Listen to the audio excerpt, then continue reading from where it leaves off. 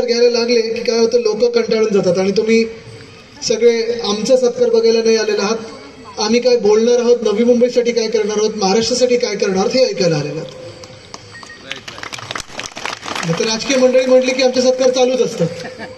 असो, आत्ताच मगाशी आपण सांगत होतो की उद्धव साहेबांनी सांगितलेलं आहे की उमेदवारी ही विचारे साहेबांना देणं हे पक्क झालेलं आहे. मला वाटतं थोडं एक पाऊल पुढे पण मी जाऊन सांगू शकतो की नुसतं उमेदवारी नाही तर ह्या पूर्ण मतदारसंघाने ठरवलेलं विचारे साहेब की पुन्हा एकदा हॅट्रिक करायची आणि तुम्हाला दिल्लीला पाठवायचं म्हणजे पाठवायचंच. आता मी तिकीट जाहीर केलं असं सांगू नका, ना तर माझ्या पक्षात प्रॉब्लेम होतील, माझं तिकीट धोक्यात येईल.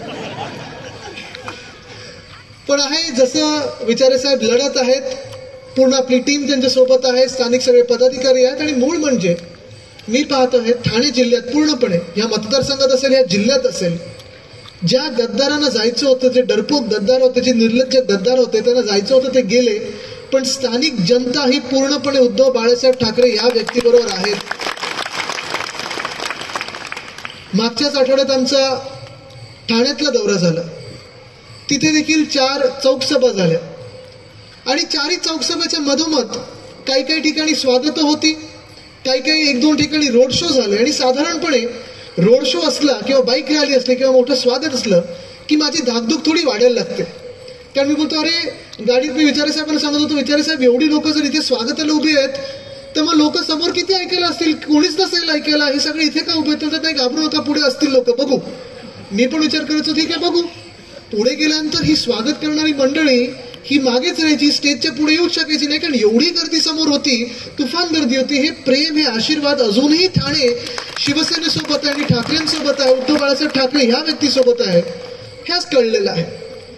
आणि याचा इम्पॅक्ट असं झाला की 4च्या 4 सभा झाल्यानंतर दुसऱ्या दिवशीच जे घटनाबाह्य सरकारचे, जे खोके सरकारचे पालकमंत्री आहेत, त्यांना आपल्या सभेंवर, आपल्या चौक सभेंवर प्रेस कॉन्फरन्स घ्यायला लागली आणि सांगायला लागले नाही 200-300 लोक होती, कोपरा सभा होती, हे होतं ते होतं. ठीक आहे, तुमको मिरची लगी तो मैं क्या करू.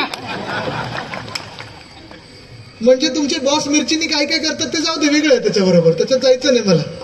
पण महत्वाची गोष्ट ही आहे की लोकांचा प्रतिसाद जो आहे संपूर्ण महाराष्ट्रात आम्ही पाहत आहोत. उद्धव साहेब देखील प्रत्येक लोकसभा मतदारसंघ असेल, विधानसभेपर्यंत प्रत्येक 6च्या 6 विधानसभा असतात जे लोकसभेमध्ये पूर्ण फिरण्याचा प्रयत्न करत आहेत. त्यांचे एका बाजूला दौरे सुरू आहेत, मी एका बाजूला फिरत आहे आणि सगळीकडेच वातावरण एकच आहे की केंद्र सरकार बदललं जाणार आणि देशात परिवर्तन होणार म्हणजे होणारच.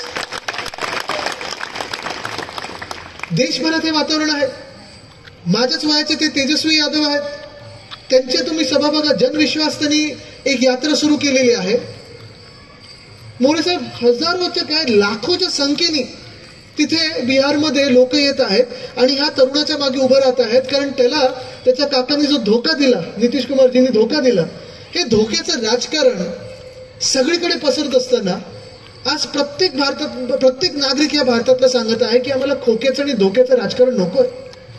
जनविश्वास त्याच्या यात्रेमध्ये एवढे तुफान लोक येत आहेत आणि त्यांना बोलायची संधीच मिळत नाही, कारण एवढी गर्दी होत आहे. हात हलवला की हजारो लोक हलत आहेत तिथे.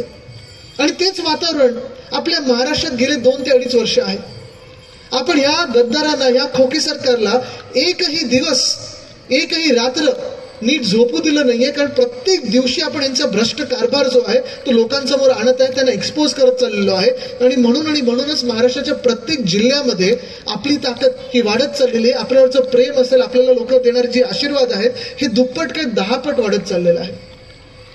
नवी मुंबईत येतानाच मी आठवत होतो की ह्या नवी मुंबईमध्ये अनेक आपण कामं केली, सरकार असताना देखील केली, त्याच्या आधी देखील आपण आंदोलन केले. पण आपलं महाविकास आघाडीचं सरकार असताना प्रत्येक आठवड्यात किंवा प्रत्येक दिवशी माझ्या फोनवर विचारे साहेबांचे 2-3दा फोन असायचे की जरा ही CRZचं आपल्याला NOC पाहिजे, फॉरेस्टकडून इकडून NOC पाहिजे, आपल्याला ह्या अधिकाऱ्यांना हे सांगायचं आहे. आणि मग हे सांगितल्यानंतर भूमिभूषणाची तारीख ठरवायला ते फोन करायचे. सगळे खोके धोके एकत्र महाशक्ती म्हणून बसल्यानंतर देखील जनतेसमोर आपण आपल्या ताकदीने त्यांना वाकवलेलं आहे. आणि नवी मुंबईच्या आपण मेट्रोचं काम सुरू केलेलं आहे, नवी मुंबईच्या मेट्रोचं उद्घाटन केलेलं आहे. आणि मग मला आठवतं ते झाल्यानंतर विचारे साहेब, मी एक वरिष्ठ अधिकारी आहेत, त्यांची बदली झाली अर्थात, पण ते जेव्हा सिडकोत होते तेव्हा पण त्यांनी खूप काम केलं. आपलं सरकार असताना माझ्याबरोबर पाठपुरावा करायचे, ते नवी मुंबईच्या मेट्रोबद्दल मला अपडेट द्यायचे. त्यांची बदली झाली, ते दुसरीकडे गेले. पण त्या 1-2 लोकांना मी फोन केला, कारण अधिकारी असतात कुठच्याही सरकारमध्ये असले, पोलिसातले असतील किंवा आपले IASचे असतील, ते त्यांचं काम नीट करत असतात. मी त्यांना फोन केला, मी अभिनंदन, तुमचं काम चांगलं झालं, उद्घाटन झालं, उद्घाटन व्हायचं बाकी होतं पण तुम्ही खुलं तर केलं त्या सिडकोनी, चांगलं झालं. त्यांनी मला ह्या शब्दात सांगितलं की आदित्यजी, जर तुम्ही पाठपुरावा केला नसतात आणि हा विषय घेतला नसता तर याचं उद्घाटन पुढचे 3 महिने पण झालं नसतं, 3 महिने पण झालं नसतं, पण आपण ते करून घेतलं. असंच अजून एक उदाहरण तुम्हाला द्यायचं झालं तर आपलं दिघा रेल्वे स्टेशन, तुम्हाला आठवत असेल, अनेक लोक आपण तिथे आंदोलनाला आले असतात. ते पण मी हे ना तेच सांगितलेलं विचारे साहेबांना, बोलू उद्घाटन करू नका, आपल्याला रेल्वे चालवता येत नाही, पण आपल्याला तिथे जाऊन आंदोलन करायचं, लोकांचे डोळे उघडायचे. पत्रकारांना आपण घेऊन गेलो, आपण स्थानिक जनतेला तिथे घेऊन गेलो आणि मी हैराण झालो तिथे जाऊन की 9 महिने हे railway station, Digha railway station पूर्णपणे तयार होतं. हे असे जसे लाईट लागलेत नाही, ते दिवे लागलेत ना, प्रत्येक ट्यूबलाईट रोज रात्री चालू करायचे, प्रत्येक पंखा चालू करायचे. बिल कोण भरतंय आपल्याला माहित नाही, आपल्या खिशातून जातंय. बिल कोणाला भरतंय, कुठची प्रायव्हेट एजन्सी आपल्याला माहित नाही, पण आपल्या खिशातून घेते. कॉन्ट्रॅक्टर नेमलेले आहेत, स्वच्छता सुरू आहे, पण ट्रेन काय तिथे थांबायची नाही. का तर ह्यांच्या केंद्र सरकारच्या VIP लोकांना किंवा यांच्या राज्य सरकारच्या VIP लोकांना दिघा रेल्वे स्टेशनच्या उद्घाटनाची वेळच नव्हती मिळत, मुहूर्तच सापडत नव्हता. 9 महिने ते रेल्वे स्टेशन असंच्या असं पडलेलं होतं. ट्रेन तिथून येऊन पुढे जायची पण थांबायची नाही, कारण तिथे उद्घाटन झालं नव्हतं. आपण आलो तिथे, पत्रकारांना मी आत घेऊन गेलो, तिकडचे ते स्थानिक इंजिनियर वगैरे होते, त्यांनी मला पूर्ण प्लॅन दाखवला. त्याच्या एलिव्हेटर वगैरे होतं, एस्केलेटर, त्याला गंज चढायला लागला होता, धूळ बसायला लागली होती, पण उद्घाटनाचा जो मुहूर्त मिळत नव्हता. आपण तिथे गेल्यानंतर, आंदोलन केल्यानंतर, तिकडे सह्यांची मोहीम घेतल्यानंतर, जनतेची ताकद बघितल्यानंतर ह्या केंद्र सरकारला आणि खोके सरकारला दिघा रेल्वे स्टेशनचं उद्घाटन करायला लागलं. ही आपली ताकद आहे, ही आपली ताकद आहे. कितीही मोठी महाशक्ती आपल्या समोर असो, पण जनतेची जी ताकद आहे ना, ती आपल्या मनगटात असते. आणि असंच जर सरकार प्रामाणिक असलं, सरकार जनतेचं असलं, तर कोणी किती समोर आपले उभं राहावं, आपण त्याला वाकवू शकतो. आणि वाकवायचं काही उगाच मजा मस्करी करण्यासाठी वाकवायचं नाही, पण जनतेची कामं नीट झाली पाहिजेत, आपली शहरं नीट राहिली पाहिजेत, आपलं राज्याचं हित बघायचं असेल तर हे आपल्याला भूमिका काही काही वेळेला घ्यायला लागते. मला आठवतं, ह्या ज्या परिसरात मी आलेलो आहे, मला त्याला सीवूड बोलतात, बरोबर. मी मंत्री झाल्यानंतर इथे एक ग्रुप आहे, त्यांनी मला मला वाटतं मॅरेथॉन वगैरेसाठी बोलवलं होतं आणि फ्लेमिंगोचे मला त्यांनी ठराविक असे काही कप्स वगैरे डिझाईन दिले होते. आणि त्यांनी माझ्या डोळ्यासमोर हा विषय आणला, माझ्या नजरेसमोर आणला हा विषय, की इथे सीवूड कॉम्प्लेक्समध्ये 5 पाकिटांमध्ये ABCDE असे त्या 5 काही भूखंड पाडले होते त्यांनी. आणि मागच्या सरकारने बिल्डिंग्स पण बांधायचे आणि गोल्फ कोर्स करायचं असा प्रस्ताव दिला होता. जे कोणी बिल्डर होते त्यांनी एका मोठ्या कंपनीला विकलं होतं. ती कंपनी मला प्रत्येक आठवड्यातून भेटायची की आदित्य जी कुछ करो, काम आगे नहीं जा रहा है, हमने पैसा डाला, हमने पैसा डाला. मी त्यांना बोललो, ठीक आहे तुम्ही पैसा डालाय, पण आमचं तुम्ही जे शहर आहे ते पाण्यात टाकता त्याच्याबद्दल काय. मी त्यांना त्यावेळी सांगितलं होतं की तुम्ही अशी एक गोष्ट करा, ठीक आहे तुमच्या बिल्डिंग ज्या असतील कांदळवनाच्या बाहेर असतील तरच मी बांधून देईन, नाहीतर बांधून देणार नाही. मी अडवा येईन आणि आलो तेव्हा मी अडवा. त्यांना अडवलं. विकास हा झालाच पाहिजे, विकास झालाच पाहिजे, इमारती झाल्या पाहिजेत, पण हा विकास शाश्वत असायला पाहिजे. पुढच्या 50 वर्षाचा विचार करून आपण विकास केला पाहिजे. नुसतं कुठच्या तरी एका मोठ्या बिल्डरचा किंवा कॉन्ट्रॅक्टरचे खिशे भरणं म्हणजे विकास म्हणत नाही आपण ह्याला. त्यावेळी मला आठवतं मी त्यांना हे पण ऑप्शन दिलं होतं की कांदळवनाच्या बाहेर तुम्ही बिल्डिंग बांधा आणि जिथे कांदळवन आहेत तुम्हाला वाटते तिथे गोल्फ कोर्सची आम्हाला गरज नाही. इथे नवी मुंबईत आपले 2-3 मोठे गोल्फ कोर्स आहेत, तिथे तुम्ही फ्लेमिंगो पार्क आहे ते तसंच तसं करा. तुम्हाला पण पैसे टाकायची गरज नाही, आम्हाला पण पैसे टाकायची गरज नाही. जे फ्लेमिंगो येतात त्यांना येऊ द्या, आनंदात येऊ द्या. लोक आणि फ्लेमिंगो एकत्र राहू शकतात. आणि हे आपण करून दाखवलं. जेव्हा MTHL बांधत होतो, होय MTHL देखील आज अटल सेतू नावाचं त्याचं ब्रँडिंग झालेलं आहे, पण अटल सेतू ज्याला MTHL आपण बोलतो, मुंबई ट्रान्स हार्बर लिंक, हे देखील जानेवारी 2020 मध्ये उद्धव साहेबांनी याचं पहिलं गर्डर लॉन्चिंग केलं होतं आणि सरकार आपलं पाडेपर्यंत आपण 85% काम करून दाखवलं होतं. हे आपलं काम आहे, आपलं काम आहे, ठीक आहे ना. तिथे देखील 3 महिने लागले होते. मी जेव्हा पत्रकार परिषद घ्यायला लागलो मी धमकी दिली की तुम्ही जर 15 जानेवारीपर्यंत उद्घाटन केलं नाही तर आम्ही जाऊन करू. तेव्हा आहे ना 12 जानेवारीचा मुहूर्त सापडला आणि उद्घाटन यांचं करायला लागलं. काही गर्डर्स आपण समुद्रातून आणले, काही गर्डर्स आपण बोटीतून आणले होते. हे सगळं काम होत असताना देखील उद्धव साहेब मुख्यमंत्री होते आणि मी पर्यावरण मंत्री होतो, म्हणूनच तिथे आपण पर्यावरणाचा ऱ्हास करू दिला नाही, पर्यावरण नष्ट करू दिलं नाही. एका बाजूला फ्लेमिंगो असायचे आणि दुसऱ्या बाजूला हे कन्स्ट्रक्शनचं काम चालू असायचं. पण असंच सीवूड बद्दल आपली आत्ता पण भूमिका आहे. कोणी कितीही मोठा उद्योगपती असो, कितीही मोठा बिल्डर असो, जर आमच्या महाराष्ट्रात काम करायचं असेल तर आमच्या महाराष्ट्राचं तुम्हाला ऐकायलाच लागेल. ही भूमिका आपली आहे आणि बदलणार नाही. ही बदलणार नाही, कदापि बदलणार नाही.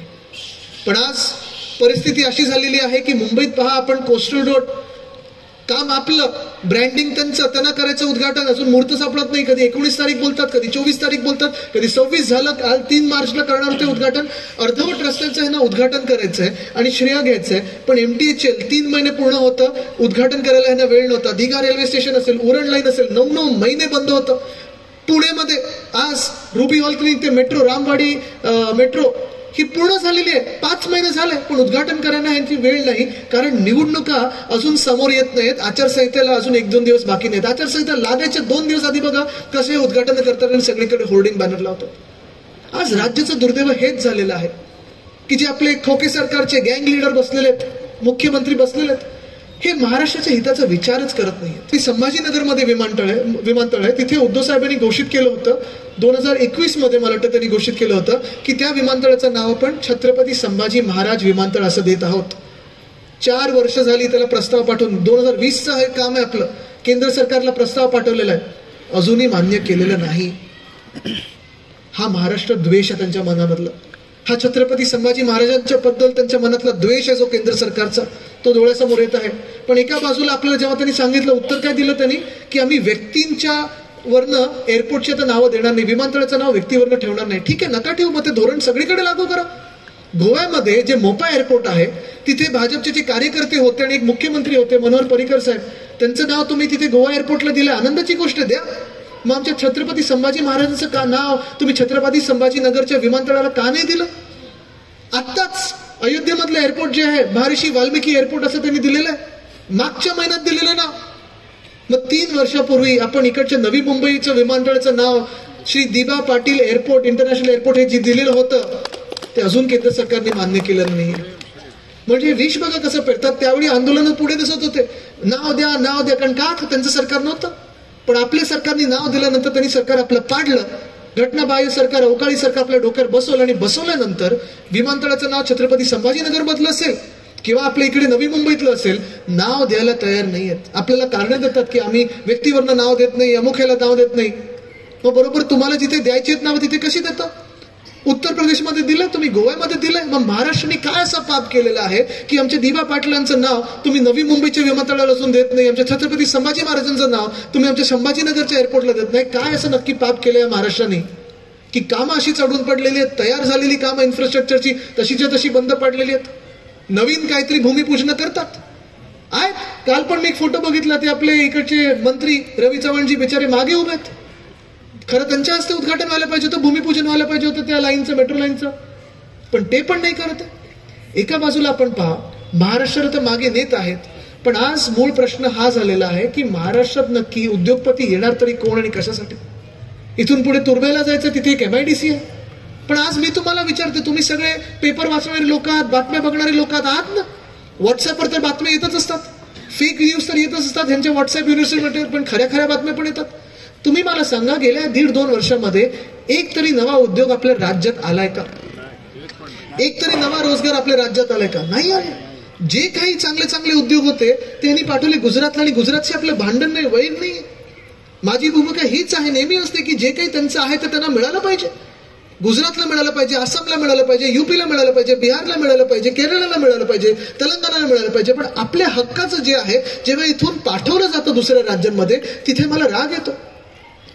जानेवारीमध्ये आपण ह्याच राज्यांनी ठरवलं होतं, ह्यांच्याच उद्योग खात्याने ठरवलं होतं की आम्ही मॅग्नेटिक महाराष्ट्र करू. मॅग्नेटिक महाराष्ट्रामध्ये त्यांनी विचार केला होता की आपल्याकडे गुंतवणूक येईल. पण तेव्हा केंद्र सरकारने यांना सांगितलं व्हायब्रंट गुजरात चालू आहे जानेवारीमध्ये, तुम्ही तुमचं मॅग्नेटिक महाराष्ट्र करायचं नाही. ह्या उलट तुम्ही तुमचं स्टॉल जो आहे तो व्हायब्रंट गुजरातमध्ये जाऊन 14 लाख रुपये भरा आणि तिथे नवीन स्टॉल लावा, पण तुमच्याकडे तुम्ही उद्योगपत्यांचं कन्व्हेन्शन करायचं नाही. फेब्रुवारीमध्ये करणार होतो आपण, पण उत्तर प्रदेशने त्यांचं कन्व्हेन्शन केलं, सगळ्या उद्योगपत्यांना त्यांनी बोलून घेतलं. आपल्याकडे तसं झालंच नाही. आणि मग आपल्याला काय टोपी लावतात हे खोके सरकारवाले, की बघा आम्ही 3.25 लाख कोटीची गुंतवणूक डायव्हर्स मधून आणली ठीक आहे हो, ते दिसत तर नाही, जे तुमच्या आकडेत ते खोटे आहेतच, मी सिद्ध करून दाखवलेत. पण त्याही उलट गुजरातने त्याच वेळी 26 लाख कोटीची गुंतवणूक जाहीर केली. 26 लाख कोटी. कुठे 26 लाख कोटी आणि कुठे तुमचे 3 लाख कोटी? त्याच्यात खरे उद्योग किती हे पण माहित नाही. आपलं जे आर्थिक जे काउन्सिल आहे, इकॉनॉमिक काउन्सिल, त्याचे जे अध्यक्ष आहेत त्यांनी देखील गुजरातमध्ये जाऊन 70,000 कोटीची गुंतवणूक जाहीर केलेली आहे, पण आपल्याकडे 1 रुपया त्यांनी नवा दिलेला नाही. ही अशी सगळी फसवणूक चाललेली आहे. एका बाजूला आपण पाहतोय शहरं कोलमडत चाललेली आहेत. साधारणपणे 30 शहरांमध्ये आज प्रशासक नेमलेले आहेत. हे प्रशासक जे म्युनिसिपल कमिशनर आहेत, कितीतरी घोटाळे यांच्या बाहेर येत आहेत. त्यांना मी आज सांगतो, त्या अधिकाऱ्यांना सांगतोय, तुमचे हात काळे करून घेऊ नका, कारण येणारं सरकार 2024 आमचं आहे आणि आम्ही चौकशी लावली ना, ज्यांना आत जायचं त्यांना आम्ही आत टाकल्याशिवाय राहणार नाही. कारण तुम्ही जर लुटत आहात खोके सरकारच्या आदेशावर ना, ते जनतेचे पैसे लुटत आहात. एका बाजूला भ्रष्टाचार सुरू आहे, उद्योगपत्यांना तुम्ही त्यांचा विश्वास घालवताय, विश्वासघात करत आहात, उद्योगाला दुसऱ्या राज्यात पाठवतात. जो आपला एम्प्लॉई लेबर फोर्स आहे, कुठे फिक्स टर्म एम्प्लॉयमेंट बोलतात, कुठे कॉन्ट्रॅक्ट लेबर वाढवत आहात. जे परमनंट नोकऱ्यांवर होते त्यांचे तुम्ही नोकऱ्या डोक्यात आणत आहात. ते मेसेज करायला लागलेले की आदित्य, इकडची मेट्रो 5 महिने झाले पूर्णपणे तयार आहे. तर मेट्रोला 10 वर्ष लागलेली, 10 की 12 वर्ष लागलेली, आणि मेट्रो तयार झाल्यानंतर 5 महिने तयार होऊन CMRS वगैरे सगळं ते सर्टिफिकेशन असतं, ते होऊन देखील ह्यांच्या VIP लोकांना उद्घाटनाची वेळ मिळत नाहीये. तुम्ही हा विषय घ्या. मला आठवतं जेव्हा मी हा विषय घेतला, पत्रकार परिषद घेतली, त्याच्यात हा विषय घेतला, मी सगळ्यांना फोन लावले, मी बोललो काहीतरी आंदोलन केलं पाहिजे. नुसतं मी त्यांना विनंती केली की जाऊन उद्घाटन वगैरे करू नका, कारण काय पुलाचं वगैरे आपण उद्घाटन करू शकतो, ते बॅरिकेड हलवले की गाड्या सुरू होतात. म्हणलं तुम्हाला मेट्रो कोणाला चालवता येत नाही, ती पुढे मागे कशी करायची आपल्याला माहिती नाही, आपल्याला माहिती उद्घाटन कसं करायचं किंवा आंदोलन कसं करायचं. म्हणलं कृपा करून उद्घाटन वगैरे करू नका, पण लोकांची सह्यांची मोहीम घ्या. आणि अक्षरशः तुम्हाला सांगतो, त्यांना 5व्या दिवशी या घटनाबाह्य सरकारला जाहीर करायला लागलं की आम्ही उद्घाटन करणार नाही, आम्ही लोकांसाठी हे खुलं करतो.